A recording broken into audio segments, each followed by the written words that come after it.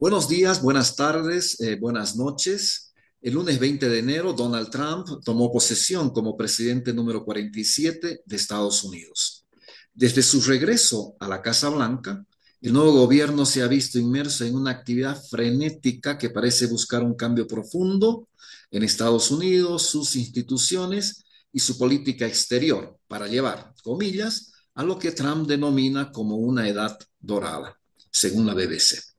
En este contexto preguntamos, ¿cómo caracterizar la actual administración de Donald Trump? ¿Qué mundo se nos viene con la emergencia del nuevo gobierno estadounidense? ¿Qué tipo de globalización económica y política plantea? ¿Cuál será la geopolítica sobre los recursos naturales, aranceles, inmigración en la nueva administración? ¿Y cuáles son las características de la actual crisis política y económica y cómo se relacionará esta con el trumpismo? Para responder estas preguntas, hemos invitado a Eduardo Gudinas, docente e investigador del Centro Latinoamericano de Ecología Social CLAES y del Centro de Documentación e Información Bolivia, CEDIP, quien desde hace muchos años aborda entre algunos de sus estudios posibles alternativas al desarrollo, la teoría de los extractivismos y la corrupción y los derechos recientemente de la naturaleza. Para nosotros, profesor, un enorme placer tenerlo en hora 25. Inicialmente le pregunto, ¿cuáles son las características del trumpismo? Hay mucha información incesante en las redes, en los medios de comunicación. ¿Cómo caracteriza usted el trumpismo y cuáles son las condiciones o fueron las condiciones políticas, sociales e históricas de su surgimiento? Bueno, muchas gracias, Mirko, por esta oportunidad. Un gusto reencontrarme con este espacio de hora 25. Y como tú bien has descrito, estamos en un momento crítico, clave, con la nueva presidencia de Donald Trump en Estados Unidos. A mi modo de ver, buena parte de los análisis y las noticias que se leen en los medios, incluso en algunos ámbitos académicos, en español, en América Latina, creo que son incompletas y pierden algunos elementos que para nosotros, desde nuestra mirada del sur, serían claves. ¿Por qué creo que son incompletas? Porque hay una tendencia a repetir, por ejemplo, informaciones o análisis que aparecen en español en la prensa europea, pongamos por caso.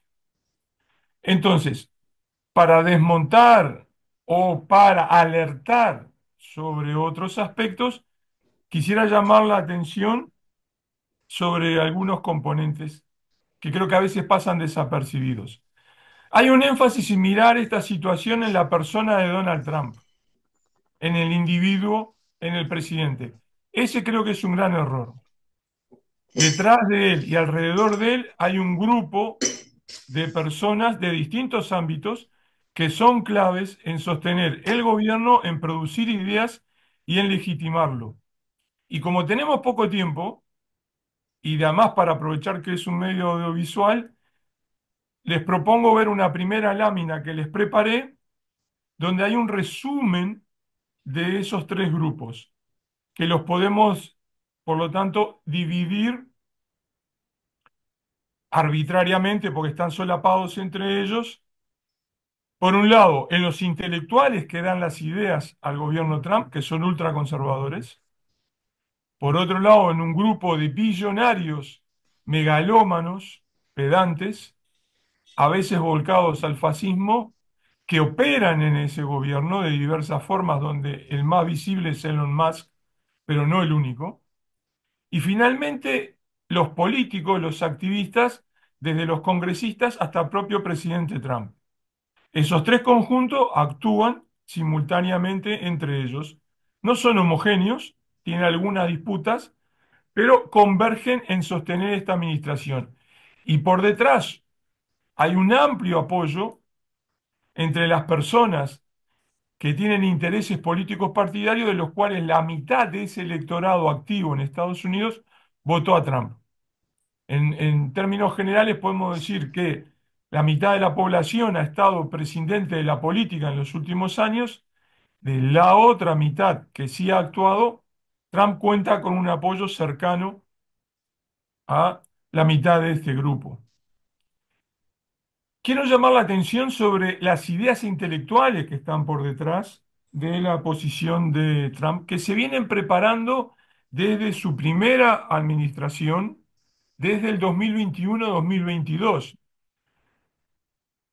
En esta figura que ustedes están viendo, ahí entre los intelectuales tienen la foto de Russell Vought, que es una persona clave en la generación de ideas del gobierno Trump. Entonces les pido ahora pasar a la segunda lámina, donde, a modo de ejemplo, les coloco el grupo de instituciones, ONG, centros de investigación y grupos de acción que se organizaron a partir del 2021-2022 bajo las ideas trampistas, donde en uno de esos centros Russell Vought, el de la lámina anterior, juega un papel clave. Estos centros han conformado una red. Esa red está bajo un paraguas coordinado y liderado por el CPI, que es el Instituto para la Cooperación o la Asociación de los Conservadores. Bajo ese paraguas se encuentran diferentes organizaciones que cada una está especializada en un tema en especial. Entonces van desde lo que ustedes ven en un extremo de la pantalla, el CRA, el Centro para la Renovación de América, que es la usina intelectual de ideas, hasta el otro extremo, que son Compass Professional y Compass Legal, que son agencias de asesoría y apoyo en temas legales y en temas de auditoría para los institutos y grupos que actúan bajo el trampismo. Entonces, en ese abanico tenemos organizaciones que se dedicaban, por ejemplo, a publicitar las ideas del trampismo, identificar y entrenar personas para un próximo gobierno, promover acciones contra leyes o medidas judiciales que afectaran a los que estuvieron involucrándose apoyando a Trump, acciones para el monitoreo, el control y la incidencia en procesos electorales, y así sucesivamente. Entonces tenemos, durante años han actuado y han actuado intensamente en esto. Pasando a la siguiente lámina, la número 3, Russell Vought, como un ejemplo, es un promotor de lo que puede llamarse el nuevo constitucionalismo radical en Estados Unidos. Él y otros ideólogos, también incluyendo a los tecnobillonarios, terminan en una acción que se describe como autoritarismo. Esta distinción de autoritarismo es, por ejemplo, de Levitsky, que la acaba de publicar en la revista Foreign Affairs. Levitsky es un conocido intelectual dedicado a los temas de la política en América Latina, porque, por ejemplo, ha sido un gran seguidor y estudioso del régimen autoritario del Fujimorismo en Perú. Entonces, él concluye en estos análisis que ha publicado, por ejemplo, en Foreign Affairs o en la revista The Atlantic, que el gobierno Trump en este momento es una democracia autoritaria. ¿Por qué? Por estos elementos que ustedes ven en la lámina. Hay una captación y cooptación de partidos y movimientos, incluso de la prensa.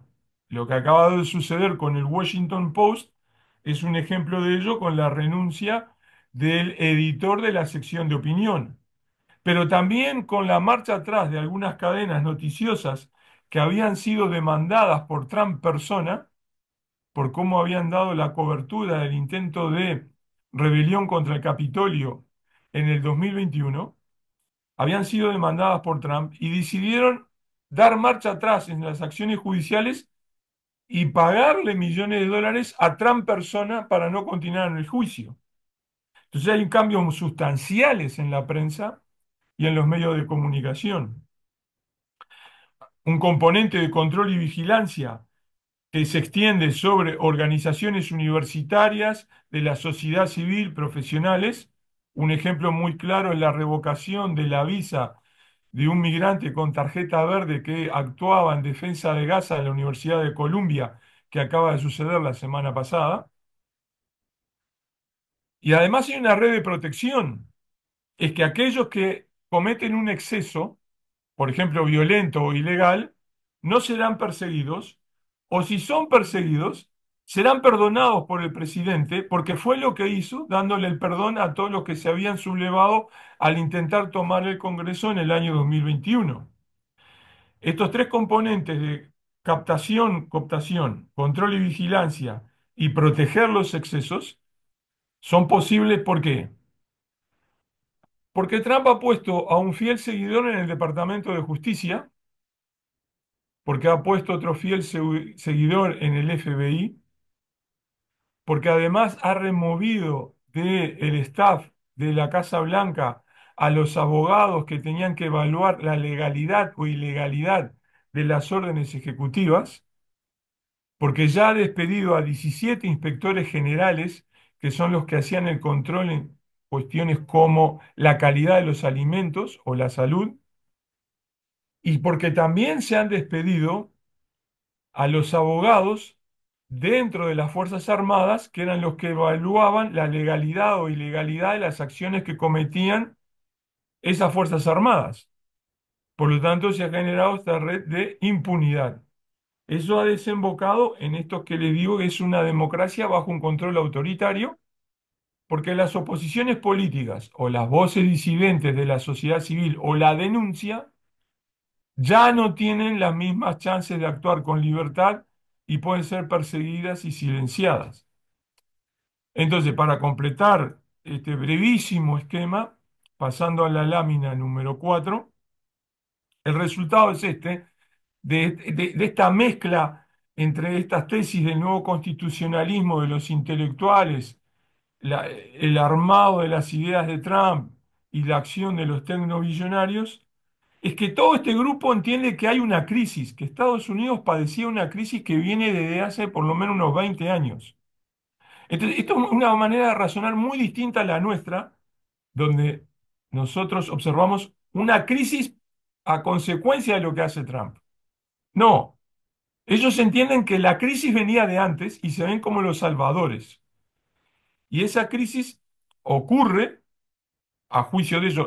Advierto algo evidente, no es que yo esté de acuerdo, estoy relatando lo que dicen los trampistas, más allá de Trump, ¿no?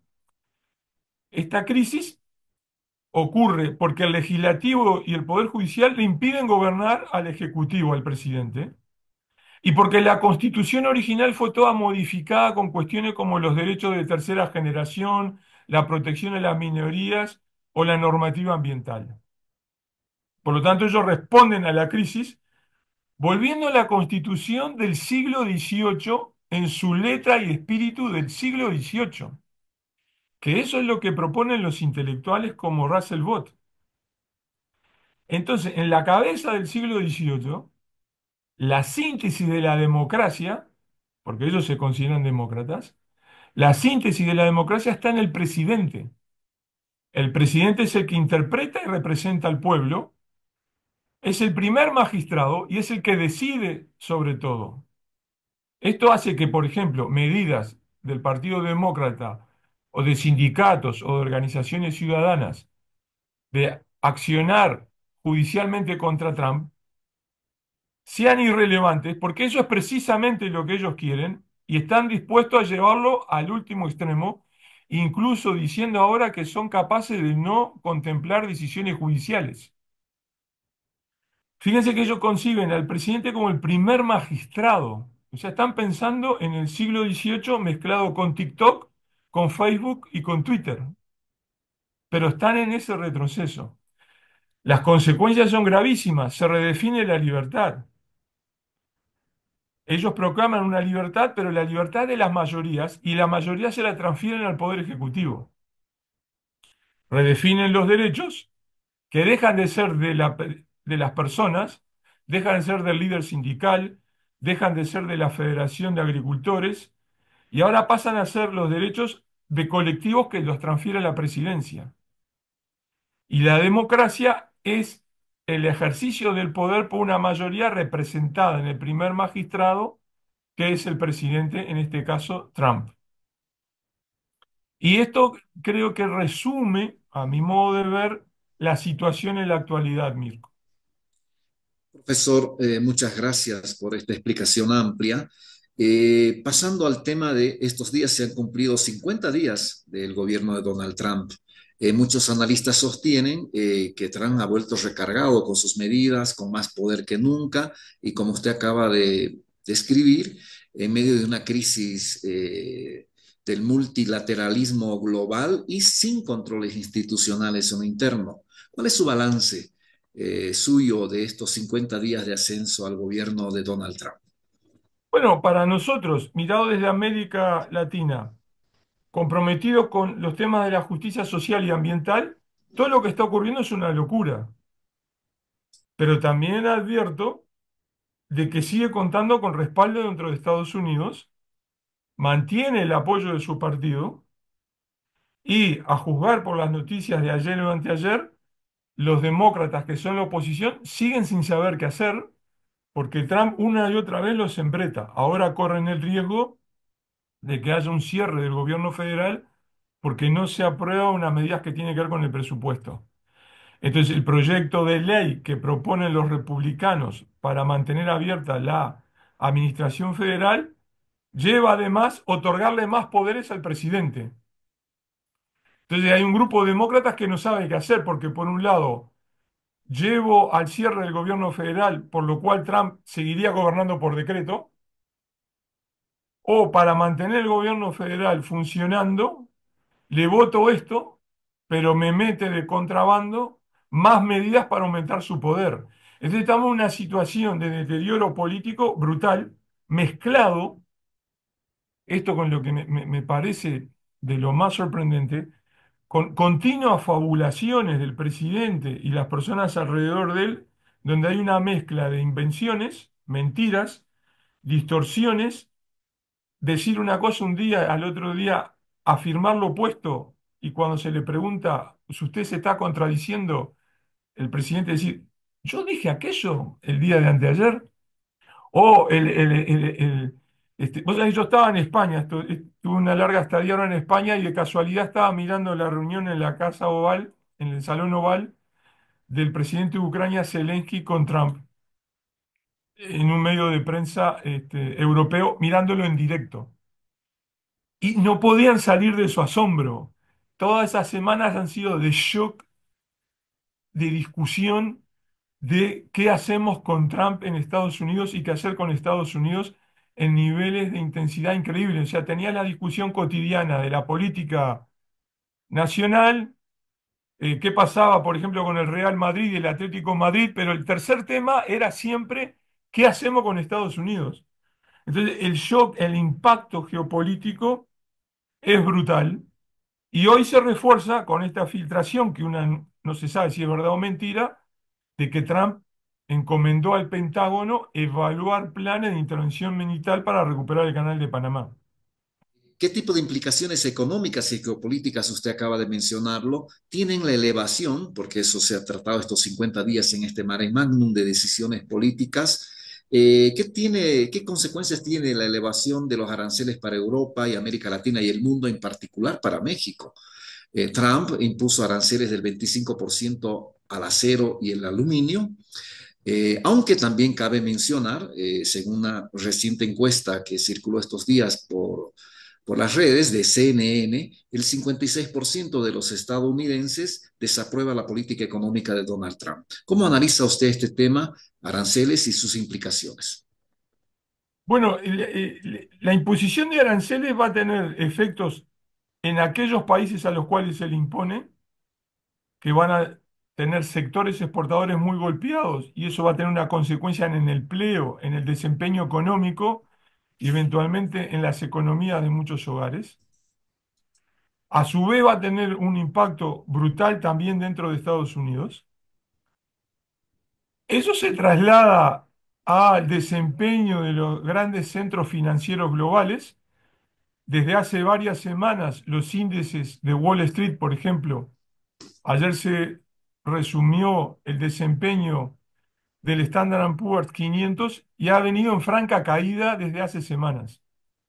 Pero a Trump eso no le importa y ha manifestado varias veces de que posiblemente tenga consecuencias para la familia de Estados Unidos, pero eso es parte de su retórica imaginada, fantasiada de que finalmente las empresas volverían al país. Punto y aparte de esto, mirado desde el sur. La situación es muy distinta, por ejemplo, para países de México, que son grandes exportadores hacia Estados Unidos y algunas economías o rubros que también se encaminan hacia Estados Unidos, tendrán sus efectos. Algunos de ellos van a ser carambolas impensadas. Por ejemplo, Estados Unidos es un gran exportador de agroalimentos, por ejemplo, soya.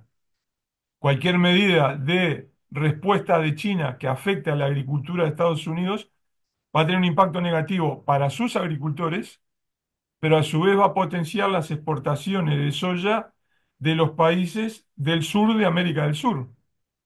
Entonces esto es algo que está en marcha. Hago otro punto y aparte, que me parece aún más grave que lo comercial, que trataré de resumirlo de esta manera. La idea de la globalización, de que era la globalización buena y necesaria, la idea que se vendía era que la globalización se paraba, se erguía en dos grandes pilares. Por un lado, el comercial, liberalizar el comercio, donde los países más pequeños no serían objeto de medidas arbitrarias de las potencias más grandes, y tener un orden y disciplinas enmarcado en la Organización Mundial de Comercio, que por eso lo compró esa idea a algunos de los países más pequeños, porque, por ejemplo, Bolivia tenía una disputa comercial con Brasil, podía recurrir a la Organización Mundial de Comercio. Pero el otro componente es que la globalización era también yo te vendo, te apoyo para tener una democracia liberal y el respeto de los derechos. Un orden basado en democracia y derechos. Ahora, con Trump está esto en jaque en los dos componentes y se suma al ataque a esa vertiente, a esa pata que tenía el proceso global de la democracia y los derechos, que era llevado adelante, por ejemplo, por China, por Rusia, por Irán y otras potencias que decían, a mí no me importa la democracia, no me importa la concepción occidental de los derechos.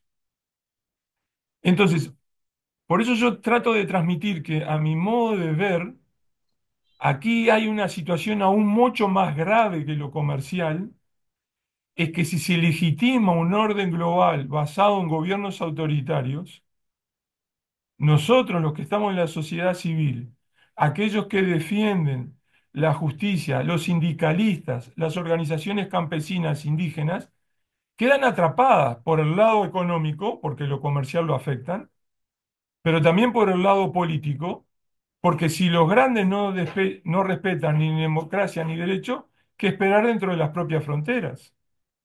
Profesor, describió los pilares que están detrás, al lado o en el centro de esto que hemos denominado, usted denomina trumpismo. Y a propósito de esto, ejecutar, comillas, la mayor deportación de la historia de Estados Unidos, reducir la inflación, poner fin a las guerras en Ucrania y Gaza, desmontar las políticas de diversidad e inclusión, fueron las grandes banderas y propuestas electorales de Donald Trump con las que ganó las elecciones en noviembre del 2024. Entonces podríamos decir que Donald Trump está cumpliendo todo lo que prometió en la campaña, por lo cual fue electo. ¿Qué lectura Exacto. política extrae usted de esto? Bueno, por eso te digo que no es Trump el individuo el problema, es mucho más profundo, porque hay una base social, hay actores con poder económico, con legitimación intelectual, que arman todo esto que tú has descrito. Lo transversal en ello, fíjense usted el caso de Russell Budd, el que yo les mostraba que era uno de los ideólogos de Trump, o el vicepresidente Vance, que fue el que estuvo en Europa diciéndole a los europeos que prácticamente eran todos esos autoritarios por no permitir a la extrema derecha. Estos dos son personas que vienen del ámbito académico, ¿no? Ustedes pueden decir, bueno, Trump es un improvisado, pero Vos es doctor en jurisprudencia de la Universidad Washington. Vance es doctor en jurisprudencia de la Universidad Yale. Estos, a su vez, resumen ese sentimiento popular que tú, Mirko, has descrito, que se lo puede catalogar o etiquetar como de resentimiento. Si hay algo que cruza, por ejemplo, sobre todo los discursos del vicepresidente Vance, es el resentimiento. Un resentimiento acumulado por ellos y por grupos sociales en las últimas décadas que los lleva a tolerar y abrazar de forma irracional, como una creencia religiosa, el trumpismo y a tolerar la violencia. Entonces yo creo que estas son lecciones, advertencias que nosotros debemos mirar con mucho cuidado desde América del Sur. ¿Por qué? Porque tenemos esos síntomas, esas enfermedades, y ya tenemos casos de extrema derecha. Hemos padecido el gobierno de extrema derecha de Jair Bolsonaro en Brasil, y ahora se ven las consecuencias de un gobierno igualmente radicalizado a la derecha de Javier Milei en Argentina. Entonces, esa idea del mesianismo de la persona que nos va a salvar del resentimiento, que muchas veces el progresismo también ha coqueteado con eso, por su adhesión al caudillismo unipersonal, es una cuestión, un proceso, una situación en la que no podemos caer porque nos va a devorar. Profesor, insistiendo en el tema económico, usted escribió el año 2022 un análisis en el marco de la invasión o de la guerra Rusia-Ucrania, un texto intitulado Muy lejos está cerca, los efectos de la guerra en Ucrania sobre el comercio global, un texto muy interesante, muy complejo, y en el que anuncia que como resultado de esto se desencadenó una reorganización del comercio global, del tema hidrocarburos, el aumento de sus precios y obviamente esto que afectó directamente el tema de los agroalimentos en el mundo. Estos cambios globales, usted afirmó en este texto, produjeron sucesivas olas de efectos en los que América Latina, obviamente, fue uno de los continentes más afectados. Con el ascenso del trumpismo, ¿cómo vemos el tema de los recursos naturales, el comercio global, tierras raras, que fue el tema central de la reunión Zelensky-Trump en la Casa Blanca? ¿Cuál es su mirada sobre este tema en el marco de los recursos naturales cada vez más escasos en el mundo, profesor? Bueno, lo veo con mucha preocupación, Mirko, y a los que nos están viendo, porque les doy un repaso. Así como Trump quiere apoderarse de los minerales estratégicos, las tierras raras de Ucrania, del mismo modo la Unión Europea presiona por esos minerales en América del Sur, especialmente en Chile. El día de ayer, en el Congreso de Minería en Colombia, bajo la administración Petro, o sea, progresista, el encargado de la Agencia Nacional de Minería decía que los minerales estratégicos brindarían una nueva oleada de beneficios económicos, sociales y ambientales para la transición energética y así colaborar al desempeño económico del país. Entonces, los veo atrapados por el lado conservador y por el lado progresista, donde aquí juega un papel muy importante el manejo superficial, tipo eslogan de la vía de transición.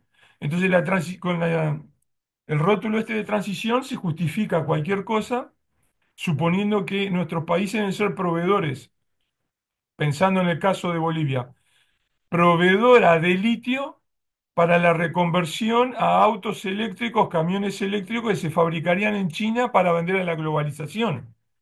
Bueno, entonces el discurso de la transición energética para atacar el cambio climático da un barniz de justificación a todo esto, pero sigue siendo minería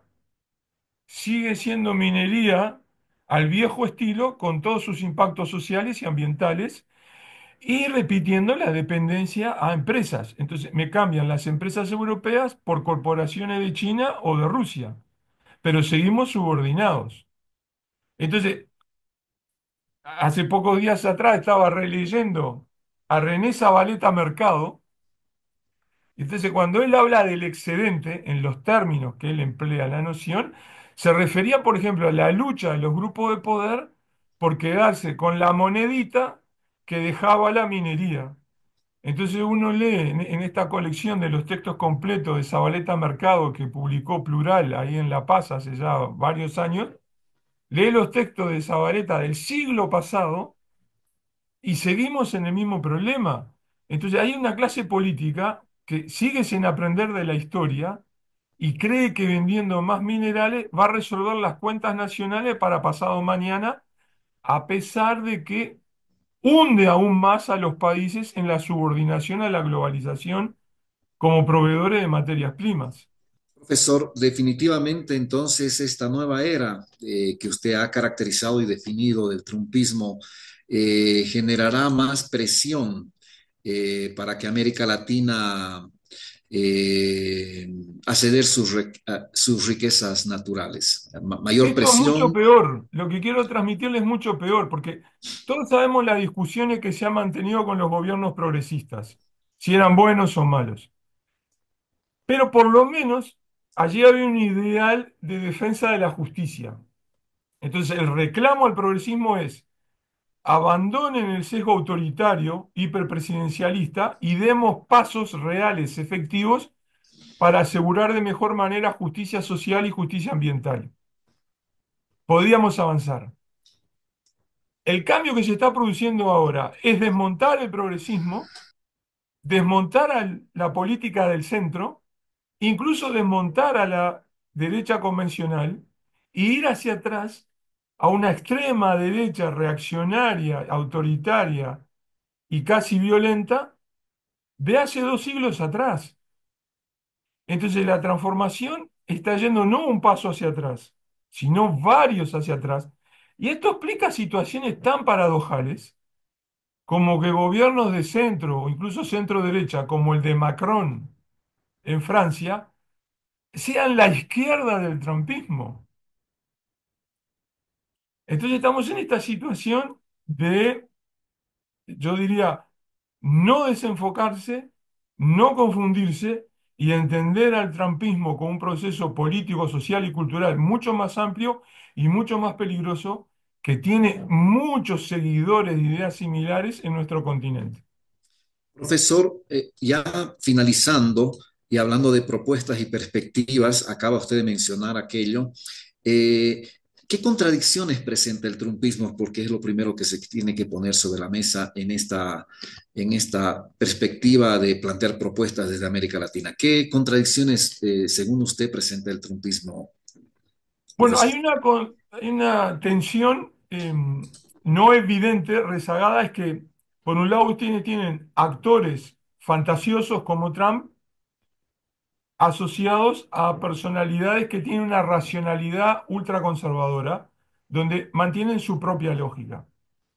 Entonces, ¿qué van a hacer estos que son el sustento intelectual y político del trumpismo cuando Trump derive en alguna fantasía o en alguna medida que ponga en riesgo su credibilidad, que ponga en riesgo el gobierno y que sea hasta intolerable para ellos? Hay otra tensión que ocurre entre Musk y algunos de los tecnobillonarios que lo siguen contra estos intelectuales, contra estos conservadores convencionales. Porque además, varias de las medidas de Elon Musk para reducir el gasto del Estado se han demostrado que son una fantasía, son mentiras. Ustedes saben, hay un equipo del New York Times que hace el seguimiento de los supuestos recortes que publicita la oficina de Elon Musk.